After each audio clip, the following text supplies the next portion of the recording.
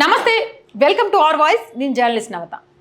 పాత బస్తీలో వివక్ష అరాచకాలు యథేచ్ఛగా సాగుతున్న మజ్లిస్ ప్రస్థానం అడ్డు ఆపు లేకుండా సాగడానికి కారణం కేవలం గూండాయిజం, మతోన్మాదం.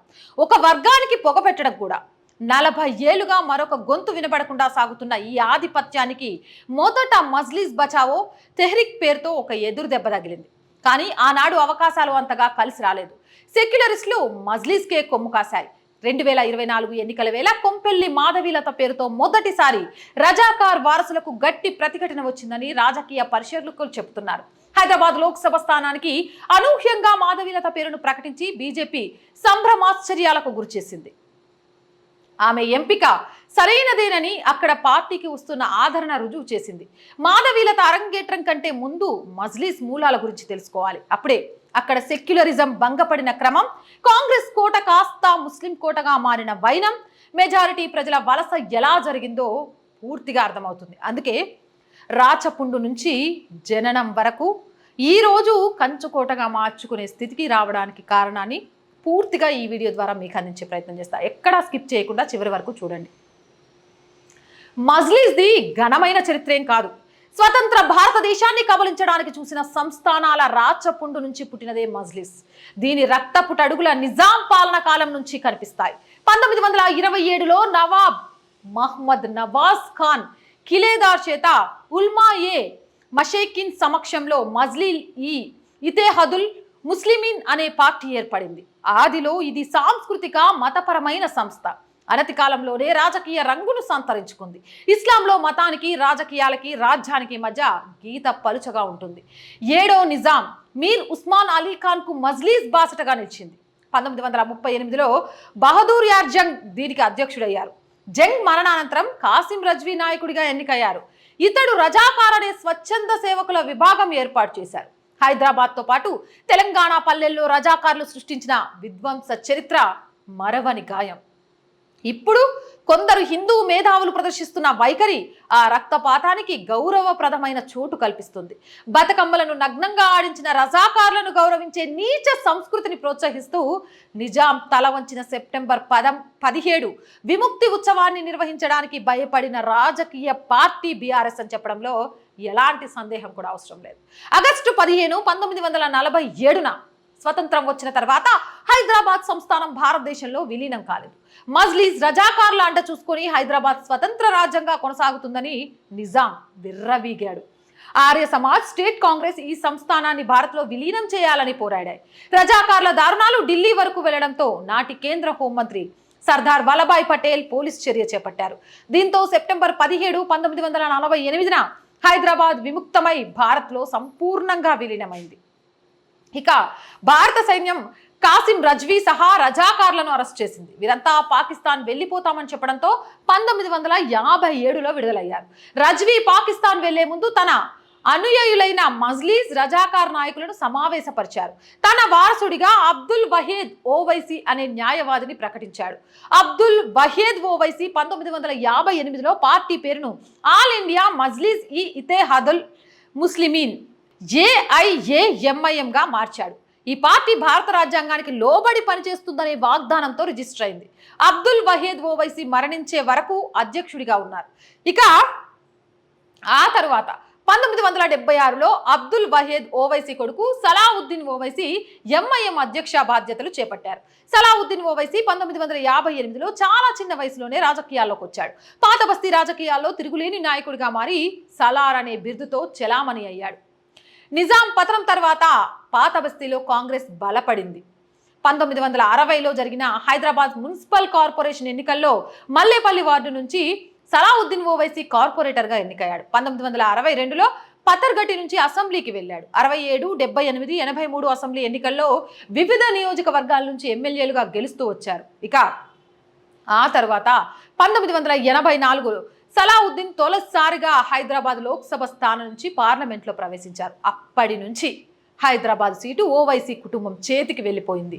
1984 నుంచి ఇప్పటి వరకు జరిగిన 10 లోక్సభ ఎన్నికల్లో 6 సార్లు సలావుద్దీన్ ఓవైసీ, తర్వాత 4 సార్లు ఆయన కుమారుడు అసాదుద్దీన్ ఓవైసీ ఎంపీలుగా ఎన్నికయ్యారు.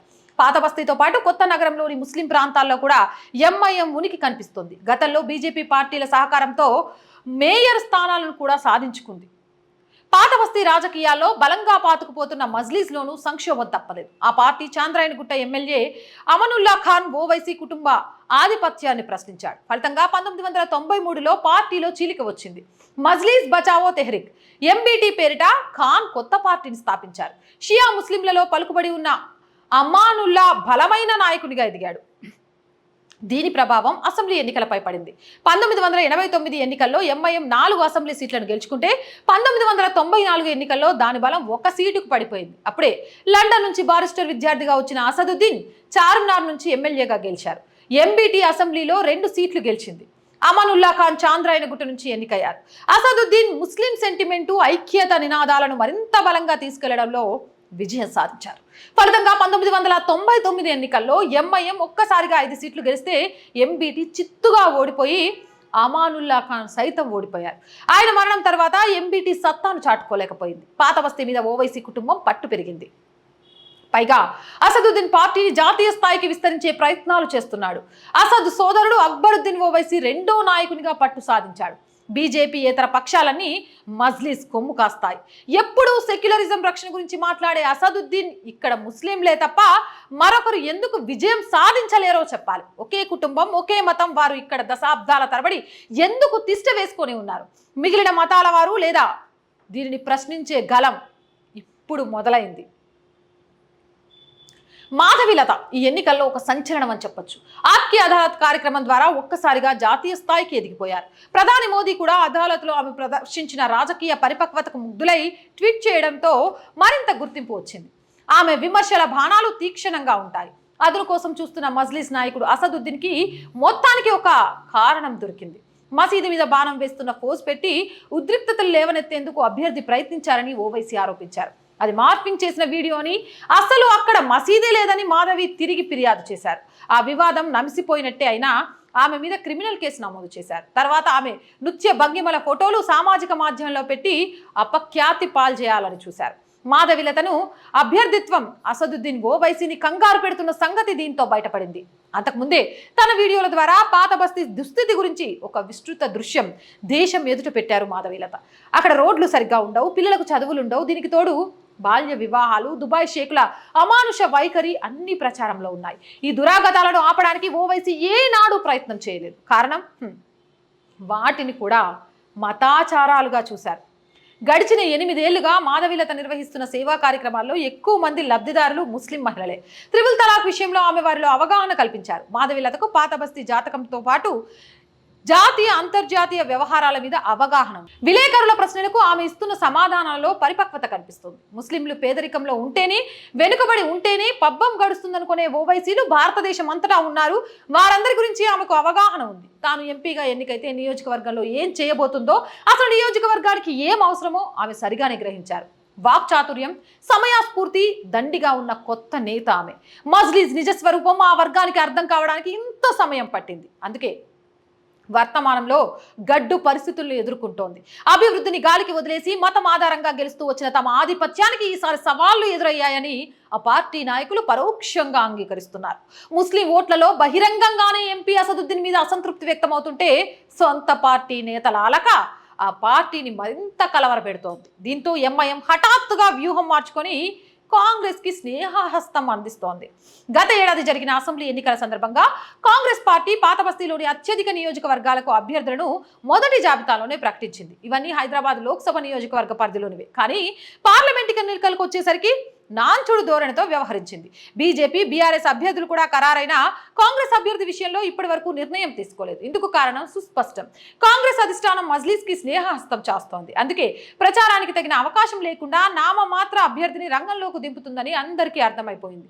కాంగ్రెస్ నుంచి సానియా మిర్జా, ప్రముఖ వ్యాపారవేత్త అలీ మస్కతి, హైదరాబాద్ డీసీసీ అధ్యక్షుడు సమీర్ వలీ ఉల్లా, ఫిరోజ్ ఖాన్ల పేర్లు వినిపిస్తున్నాయి. మైనారిటీలో బలమైన నేతగా ఉన్న వారిని కాంగ్రెస్ పోటీకి నిలిపితే ఎంఐఎంకి ఓట్ల వాటా తగ్గుతుందని పలువురు అభిప్రాయపడుతున్నారు. దీంతో హైదరాబాద్ డీసీసీ అధ్యక్షుడు సమీర్ వహీ ఉల్లా ఖాన్ని తమ అభ్యర్థిగా ప్రకటించింది. ఇలా జరిగితే కాంగ్రెస్ కన్నా బీజేపీకే విజయావకాశాలు మరింత మెరుగవుతాయని అంచనా. ఏ పార్టీ అధికారంలో ఉంటే ఆ పార్టీతో స్నేహ సంబంధాలు కొనసాగించి తమ పనులను చక్కబెట్టుకోవడం ఎంఐఎంకి అలవాటే. గతంలో కాంగ్రెస్ టీడీపీలతో అనుసరించిన విధానాన్ని నిన్న మొన్నటి దాకా బీఆర్ఎస్ తో కొనసాగించింది. కాంగ్రెస్ మళ్ళీ అధికారంలోకి వచ్చేసరికి మజ్లీస్ మరోసారి వ్యూహాన్ని మార్చుకుంది. ఇటీవల ముఖ్యమంత్రి రేవంత్ రెడ్డి ప్రభుత్వం తరపున ఇచ్చిన ఇఫ్తార్ విందులో కాంగ్రెస్ నేతలు మజ్లీస్ నేతలు వేదిక పంచుకున్నారు. మారిన రాజకీయ పరిణామాల కారణంగా హైదరాబాద్ స్థానానికి బలహీన అభ్యర్థిని ఎంపిక చేయాలని, అప్పుడు రాష్ట్రంలోని ఇతర స్థానాల్లో తమ సహకారం అందిస్తామని మజ్లీస్ నేతలు కాంగ్రెస్ రాష్ట్ర నాయకత్వాన్ని ఒప్పించినట్లు సోషల్ మీడియా ద్వారా తెలుస్తోంది. ఈ నేపథ్యంలో అభ్యర్థి ఎంపికలో అధిష్టానం ఆచితూచి వ్యవహరించినట్లుగా కూడా ప్రచారం జరిగింది. ఇక పాత బస్తీ ఇరుకు సందుల్లో ఒక హిందూ శ్రీ ధైర్యంగా జరుపుతున్న ఎన్నికల ప్రచారం దేశవ్యాప్తంగా సంచలనమైంది. ఓవైసీ సోదరుల భరతం పడతానని ఆమె గర్జించారు. ఆమె వెనుక జనం వస్తున్నారు. ఇంటింటి ప్రచారంలో ఆదరణ లభిస్తుంది. హైదరాబాద్ లోక్సభ స్థానం ముస్లింలకు రాసి ఇచ్చిన అడ్డా కాదని సవాల్ విసురుతున్నారు. సాధారణంగా ఇతరులు ప్రవేశించడానికి భయపడే గల్లీలోకి కూడా వెళ్లి ఆమె ప్రచారం చేయగలుగుతున్నారు. ఒకనాడు అక్కడ సిపిఎం నాయకులు కూడా దెబ్బలు తిని వచ్చారు. ఒకటి వాస్తవం, అక్కడ ముస్లింలంతా ఓవైసీ మద్దతుదారులు కాదు, ఒక హిందువులు ఓవైసీ నాయకత్వాన్ని తప్పక భరిస్తున్నారన్న మాట వాస్తవం. నిరంతరం హిందువులను, వారి సంస్కృతిని, దేవతారాధనను విమర్శించే, దూషించే నాయకులను ఏ హిందువు ఎంతకాలం భరిస్తాడు? దేశంలో హిందూ బలం బలపడిన నేపథ్యంలో పాత బస్తీకి మాధవీలత సరైన సమయంలో వచ్చారని చెబితే అతిశయోక్తి కాదేమో. ఇక్కడ దొంగ ఓట్లు ఉన్నాయని మొదటి నుంచి మాధవీలత చెబుతున్నారు. నాంపల్లి కేంద్రంగా పనిచేసే కాంగ్రెస్ నేత ఫిరోజ్ ఖాన్ కూడా ఇదే ఆరోపణలు చేశారు. అవి 5,41,000. ఇందులో 4 లక్షల ఓటర్లు ఇక్కడ లేరు. దాదాపు 40,000 మంది జీవించలేరు. 47,000 మంది వేరే చోటికి వెళ్ళిపోయారు. అయినా ఆ ఓట్లు పోలవుతూనే ఉన్నాయి. ఇదే పాత బస్తీ ఘనత. మాధవీలత పట్టుతో వాటిని ఇప్పుడు ఎన్నికల సంఘం తొలగించింది. అది మాధవీలత తొలి విజయం. ఇంతవరకు జరిగిన ఎన్నికల్లో 2 లక్షల ఓట్ల తేడాతో ఇక్కడ బీజేపీ ఓడిపోయేది. అసదుద్దీన్ అల్లా పేరుతో గెలుస్తుంటే నేను నా గెలుపు కోసం జై శ్రీరామ్ అంటే తప్ప అంటున్నారు మాధవీలత. ఇప్పుడు ఆమె పాత బస్తీలో ఒక యోధురాలిగా కనిపిస్తోంది. ఏదేమైనా కానీ క్రాంతి సీనియర్ జర్నలిస్ట్ జాగృతి సౌజన్యంతో ఈ ఆర్టికల్ రాయడం జరిగింది. అసలు ఎంఐఎం ఏ విధంగా భారతదేశంలో ముఖ్యంగా తెలంగాణలో బలపడింది, ఎంఐఎంని పెంచి పోషిస్తుంది ఎవరు, ఎంఐఎం ఈరోజు ఓటమి కాకపోతే రానున్న రోజుల్లో ఎలా మారే అవకాశం ఉంది అనేది కూడా చాలా క్లియర్గా ఈ వీడియో ద్వారా మీకు అర్థమైంది అనుకుంటున్నాను. ఇలాంటి మోర్ వీడియోస్ కోసం మన ఛానల్ని వెంటనే సబ్స్క్రైబ్ చేయండి. ఈ వీడియో నచ్చిందా లైక్ చేయండి, షేర్ చేయండి అండ్ మన ఛానల్ని సబ్స్క్రైబ్ చేసుకోవడం మర్చిపోకండి.